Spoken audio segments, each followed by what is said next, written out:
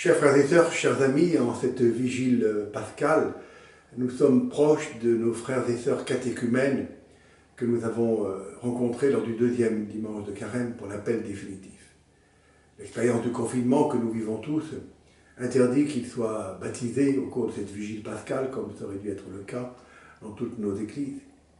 Ils sont plus d'une vingtaine, c'est une grande joie pour nous, et ils sont des milliers dans notre pays, en France.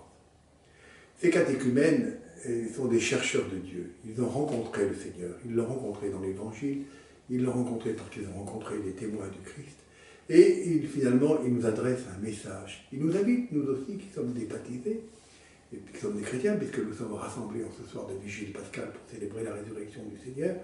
Nous sommes rassemblés spirituellement, même si nous sommes dispersés dans le diocèse et dans tout le pays. Ils nous invitent, nous aussi, à rester toute notre vie des chercheurs de Dieu. Alors me direz-vous, puisque nous sommes déjà baptisés, à quoi bon chercher Dieu? Eh oui, bien le chercher toujours, parce que nous ne pouvons pas approfondir son mystère. Nous ne le connaissons qu'imparfaitement.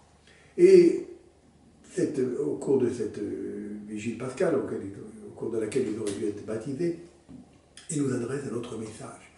Ils ont rencontré le Seigneur parce que, en lisant l'Écriture, ils ont découvert ce que nous vivons ce soir, avec les lectures de la vigile. Ils ont découvert que Dieu est un Dieu qui vient nous libérer de l'esclavage.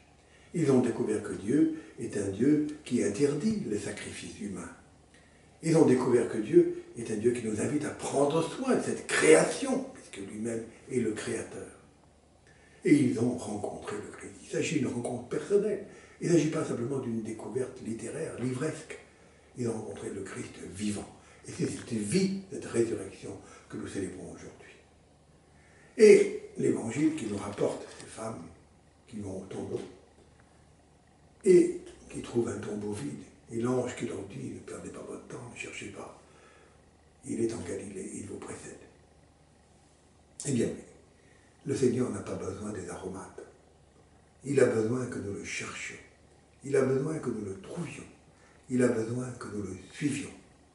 Et le livre que nous avons pu lire, certains d'entre nous récemment, si vous ne l'avez pas fait, je vous le conseille, de Jérôme Fourquet, qui s'appelle L'Archipel français, vient nous montrer que dans notre propre pays, nous ne sommes plus qu'un îlot de cet immense archipel.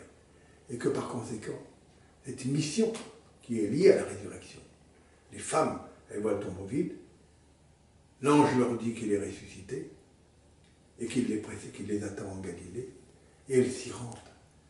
La résurrection est liée à un envoi en mission. Et le Seigneur lui-même nous envoie sans cesse en mission.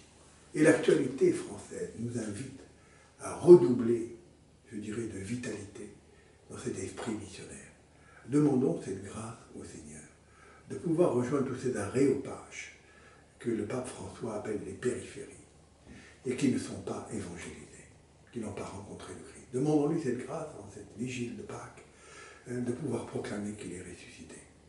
Nos cierges allumés au cours de cette vigile, même si nous sommes à la maison, signifient la victoire sur la mort, la victoire de la vie sur la mort, la victoire du ressuscité sur la condamnation, sur l'injustice. Eh bien, c'est cela que nous devons proclamer à ce monde, et c'est là qu'il nous attend. C'est là notre plus belle mission. Joyeuse et sainte Pâques à tous. Alléluia, Christ est ressuscité.